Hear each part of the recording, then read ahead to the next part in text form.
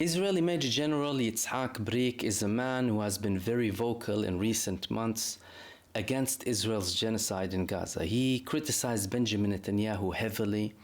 He called what's happening a disaster that will bring a catastrophe on Israel. Although he spoke with the Prime Minister several times to try and change his ways when it comes to the war and try and save Israel, according to him. He also is in constant communication with soldiers on the ground, and he previously stated that he has updates by the minute from people who are fighting in Gaza, who are supporting him and his calls to end the war, because these people are not seeing who they are fighting, that all of the things that are being published in Gaza about hundreds of Hamas members killed are lies, and that the government is spreading propaganda when it comes to everything to do with the war. In his recent statements, he was fiercer than ever. He said that Israel must end the war now, otherwise the defeat will be much more painful.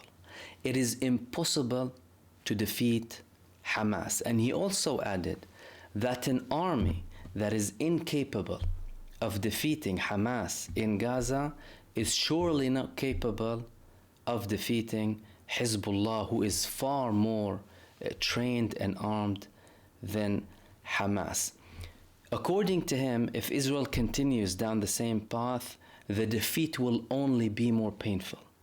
Israel must admit defeat now and end the war, because achieving victory over Hamas will not be possible.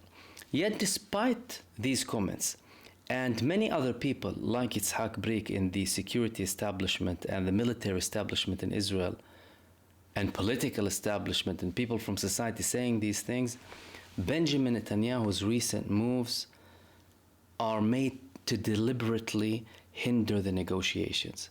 Many people are blaming him of again trying to sabotage the negotiations, and it looks like Benjamin Netanyahu is accepting a long war attrition in Gaza alongside the prospect of going on an all-out war with Lebanon. There have been recent reports that Benjamin Netanyahu's visit to the US will be made to try and convince the US decision makers to support Israel on an all-out war with Lebanon, even if he does not succeed with all of them.